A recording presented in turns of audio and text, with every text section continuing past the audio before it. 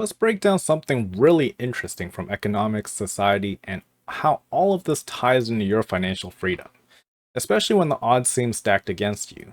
Now, we've all heard of the affluent society, the idea that capitalism will make everyone richer. Sounds great, right? But here's the catch.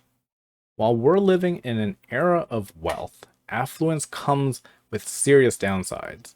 If you're not careful, you could end up working harder and harder, yet see your wealth shrink. But don't worry. If you understand the history and data I'm about to share, you're going to be ahead of most people.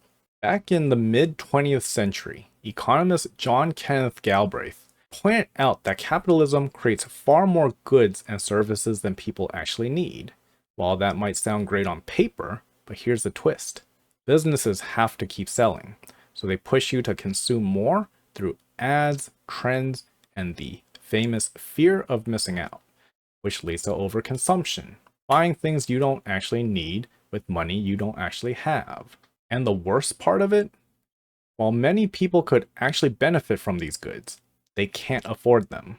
So what happens now? The rich continue to get richer, while the rest of us keep chasing that elusive financial freedom. Which brings me to the paradox of affluence, a concept Galbraith discusses in The Affluent Society. While a society can look very rich on paper, the reality is that beneath the surface, inequality is rampant.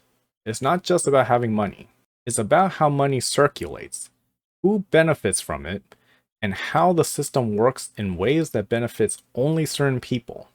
The truth? There is a game being played, and it's rigged to keep the rich ahead. But here's a silver lining. By understanding those rules, you can play smarter and level the playing field. Let's take another economist, Todd Buchholz, author of The Price of Prosperity. In his book, he argues that as societies get richer, they often lose something critical: social cohesion. What does that mean? When people can rely on each other and work together, they make better collective choices. But in wealthier societies, things like community and shared values start to erode. Why is that? Because everyone is so focused on getting the next big thing, whether it's the next gadget, the next investment, or the next promotion. But we end up forgetting about the bigger picture. But this is actually where the real power lies. If you can focus on shared values and work together, you can make smarter decisions. You can challenge the status quo and build a better future for yourself. Because here's the key that the 1% does not want you to realize.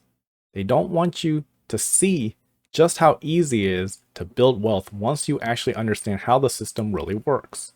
They don't want you questioning where your money goes, how you consume, or who profits from it. And this isn't a new problem, because history gives us examples, like ancient Sparta.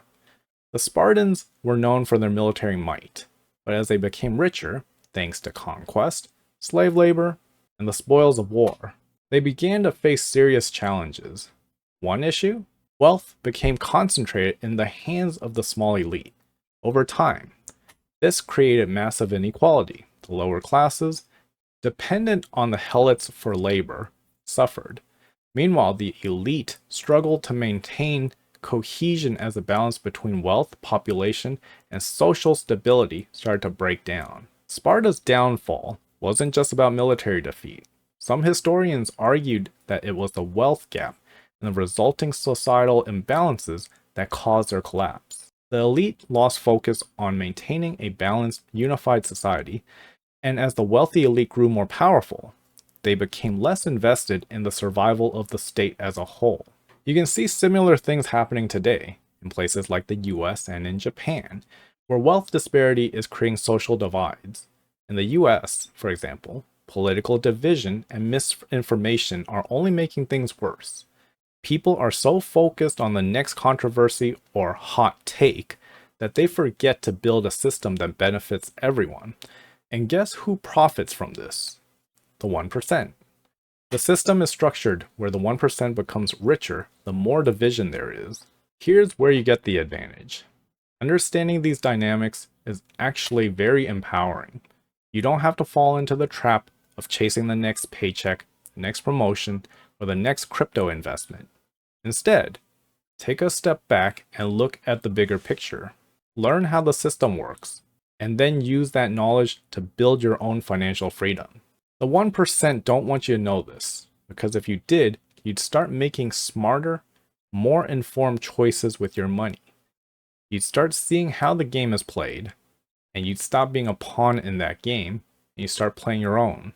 So don't just follow trends. Learn how money works, make smarter investments, and understand how to break free from the cycle. Challenge the narrative you're told, question where your money is going, and take control of your financial future. And make sure that it's a future that works for you. Now, I hope you found this video helpful. If it was, please share with a friend or family member who is working on their own financial journey. And let's build wealth together. See you in the next one.